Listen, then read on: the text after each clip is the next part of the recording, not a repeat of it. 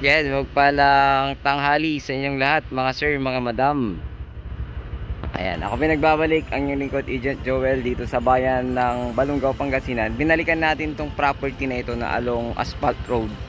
2.2 meters frontage, so napakalapit sa provincial road. So tara tingnan natin tong property na ito, tatlong titulo. So yung isa, namatay na kasi yung kapatid niya. So yung dalawang title pangalan niya, so buhay na buhay. Yung isa naman namatay na yung kapatid niya. Pero meron pa naman yung pamilya ng kapatid niya na pipirma sa extrajudicial settlement. So yung isang title mayroong extrajudicial settlement, mga sir, mga madam. So ito bayan ng Balungaw, 2.2 hectares, 6 million all ED, at the same time yung agent fee, tapos yung para sa commission ng agent, extrajudicial settlement, deed of sale, pagpapasukat, nilagay ko na lahat doon sa 6 million. Kasama na doon lahat, mga fees for transfer, kasama na lahat. Pagpapasukat ng lupa at pagpapatransfer, CGT, state tax, deed of sale, lahat na, transfer tax, lahat na po ng sasagutin doon ay nakapaloob na doon. At ako na rin po yung magta-transfer ng titulo para po sa inyo. So 6 million all in. So tara, puntahan natin, tingnan natin. Napakalapit lamang ito sa mismong Balungaw Hot Spring. So papakita ko rin mamaya, papasilip natin.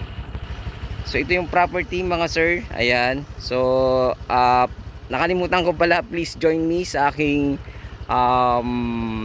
lot listing group, Agent Joel Lot Listing Group. So ito yung property dyan sa may kahoy.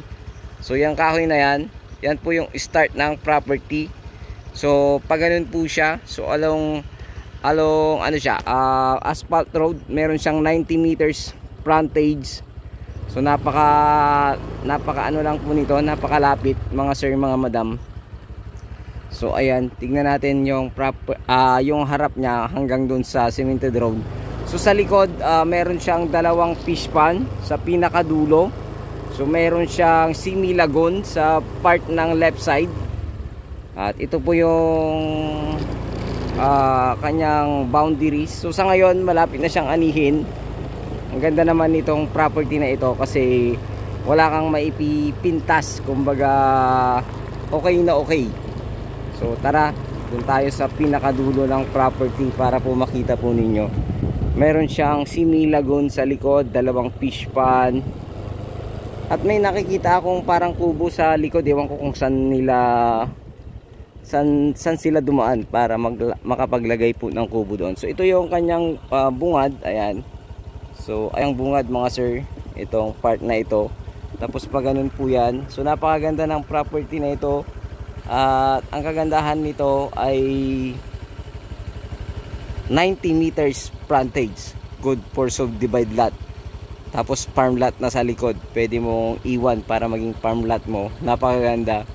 So kaya yung presyo nito tumaas kasi yun nga, nililigawan ito ng mga developer. Pero ayaw naman niya, gusto niya kasi buo, or pwede namang daw mag-down ng kalahati pataas, tapos yung iba ay hulugan. Pag-usapan kung ilang buwan, ay hindi pala hulugan, 2 gives pala, 2 gives, sorry, hindi po siya hulugan, ang gusto niya 2 gives. Pag-usapan kung gaano katagal yung pangalawang bigay. So yun, so may kausap din akong buyer dito. Alam mo naman, sir, kung ano yung last price nito, kaya pwede daw 2 gives. So bahala ka na kung paano po, kung gusto mo ito, at least sagot mo lahat din doon sa part na yun. Pwede rin nyo po akong message, sasabihin ko yung last price, pero sagot nyo na lahat, hanggang agent fee, hanggang transfer, sagot nyo na lahat.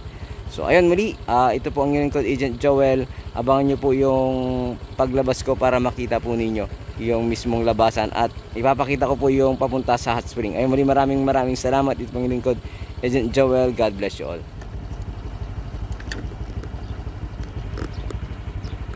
So let's go.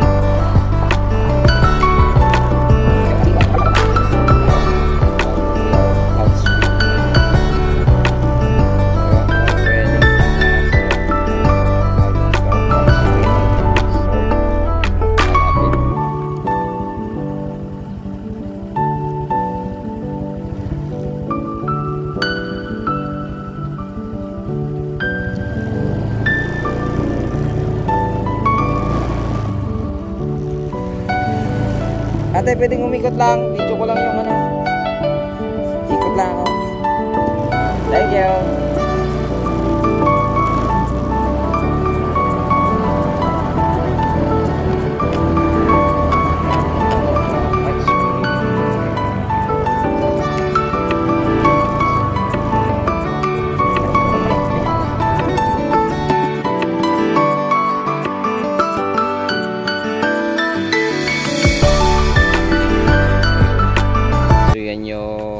Ano, spring, ayan, yung mainit yan. So ito yung mga malamig, yung kulay blue, yan yung malamig. So nandun yung malaki. So try natin paliparan ng drone to mga sir. Ayan, so tara.